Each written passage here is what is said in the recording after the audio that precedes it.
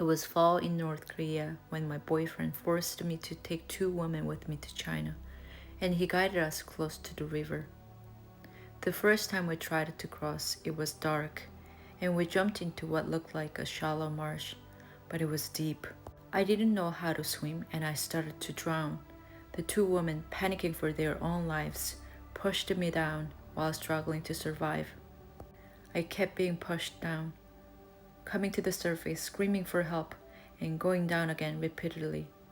I could feel I was about to die. All I could think of was my children at home. What would have happened to them if I was gone? Luckily, my boyfriend didn't go too far and heard my screams and managed to pull us out. Then we all went back home. The second time, it was winter, and the river was frozen solid.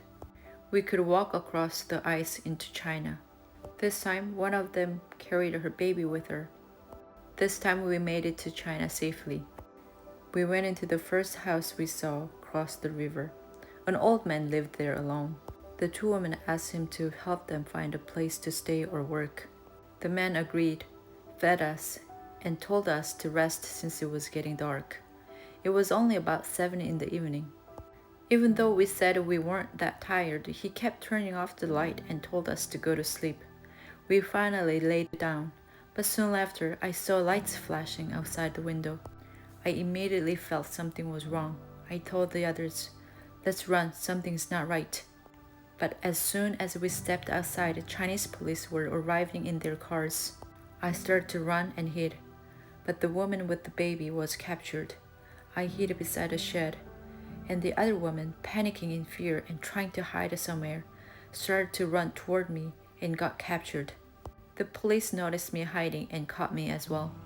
They took us to Chinese Border Patrol jail. It was an office-like room with a couch, a desk with the office supplies, and a window. They gave us a large bowl to use as a toilet. They asked if we wanted to eat something.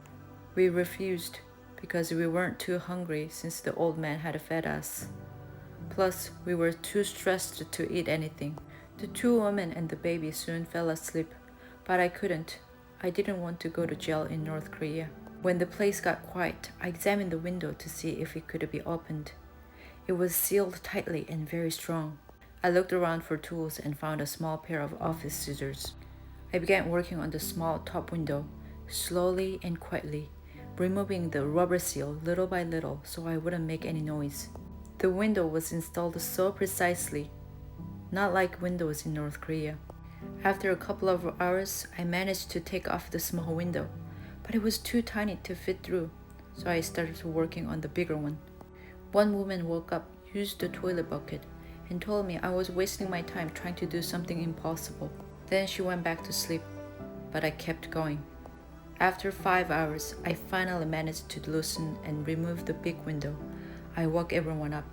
The mother with the baby went out first, followed by the other woman, and then me. Outside, we found a fenced gate, and luckily the iron gate was open. We ran as fast as we could, but the two women didn't want to go back to North Korea. They had nothing there, no hope. They wanted to return to the old man's house and beg him for help again. I told them to go, that I would go back home to my children, but they begged me to come along to convince the old man to help them. I couldn't abandon them, so I went too. When we returned to his house, he was stunned, but let us in. Moments later, police arrived again and arrested us. The police paid the old man 100 yuan per person as a reward. It's about $15. That's when we realized he was the one who had reported us the first time. He lived near the border and made his living by turning in North Koreans who came looking for help. This time, they sent us to Border Patrol camp in China. The two women and the baby were soon repatriated to North Korea, but I was kept in Chinese jail for about a month. I didn't know why they were holding me so long. Rumors spread among the Chinese Border Patrol that they had captured the North Korean Special Force because I had escaped from their custody the first time. Close to a month later, a Chinese officer explained, "My boyfriend had come to China to look for me after I didn't return home. He went to the same old man's house, and the old man reported him too. The police questioned him, and my boyfriend, who was always bragging and lying, told them that he had come to find me his girlfriend, and that he had powerful connections in North Korea, claiming that all the authorities in his town worked under his feet. The Chinese officers decided to use him to collect important information from North Korea and released him to act as a spy. I was held as a hostage to be released once he brought them valuable information. But of course he failed. He only managed to deliver local newspapers and propaganda leaflets, nothing of value. When they demanded something big and he couldn't deliver, they decided to release me and deport me to North Korea. The officers were surprisingly kind, or maybe trying to hide their intention of keeping me captive for so long. They said they would write the report in my favor so I wouldn't be punished harshly back in North Korea. They even packed me leftover food from the jail for my trip. In the morning, they handed me over to the North Korean State Security Department. I was thrown in jail, and the two other ladies were already there, waiting for a month to be transferred to the local security department.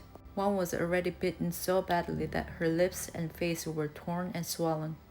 Surprisingly, I was allowed to eat the Chinese leftover that I brought.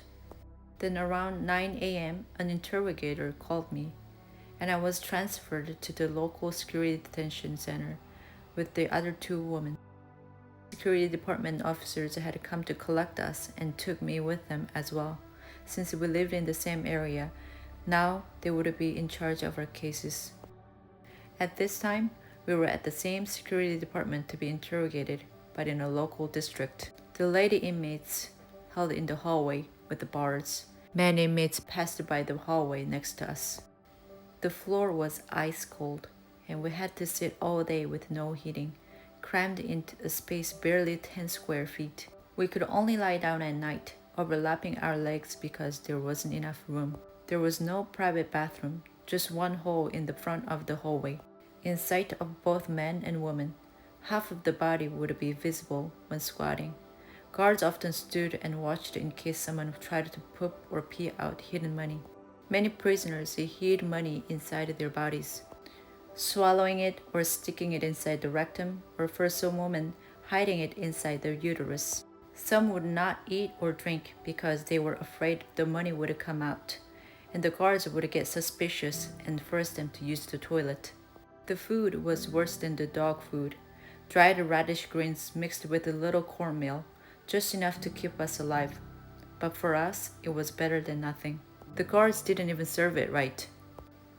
They left it in mid-height on the bars, and the person inside had to pass it hand to hand to the next person, all the way to the bottom food serving hole to bring it inside. But sometimes, as a punishment, the guards made us dump all our food into the toilet.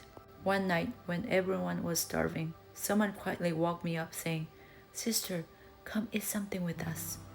I saw about 5 of them already eating, and they offered me some. Then I realized they had retrieved the food from the poop hole and were eating it. I was hungry, but I had eaten while in Chinese jail, so I wasn't starving to that point. I simply said, "I'm okay, you guys go ahead and eat." Anything and everything were an excuse for them to punish the inmates. Sometimes the guards made us sit and stand up repeatedly. One time they poured cold water onto the floor and made us sit in it all day. The floor was already freezing cold, and sitting on the wet floor made my stomach swell like a balloon. I went to use the toilet to release some gas, and there I found something. A tiny roll of money, sealed in plastic. I didn't even dare to find the owner, and just kept it. Then secretly handed over to my boyfriend who came to visit. While I was in jail, people would be called out to interrogations to determine the weight of the charges they would prosecute case by case. They asked if I had contacted any church or read the Bible in China. I told them no, that I had only gone there to find some food and old clothes for my children. If someone was caught or confessed that they would have been in contact with the church or had read the Bible, they would be executed, and their whole family for 3 generations. We only knew and allowed to worship Kim's family only. In the meantime, my boyfriend used the 200 yuan I had handed him from jail to bribe the officials, and I was able to be released without being sent to a work camp or prison. Just before I left, another woman was also scheduled to be released. A guard mocked her. "You're leaving soon. Don't forget to buy us some coal." Coals and firewood are what we used to warm up the facilities and homes in North Korea. She later complained to the other inmates, saying, "Why would I buy coal when I'm about to be released tomorrow?" Someone tattled on her. The guard returned, made her put her hands on the bars, and started to beat them with the firewood. Then he asked calmly, "What happened to you?" She replied, "Sir, I just tripped and fell on the way to the toilet."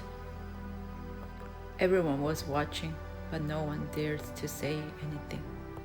I finally got released from the security department to go home and was handed over to the town police office. They didn't just let me go home.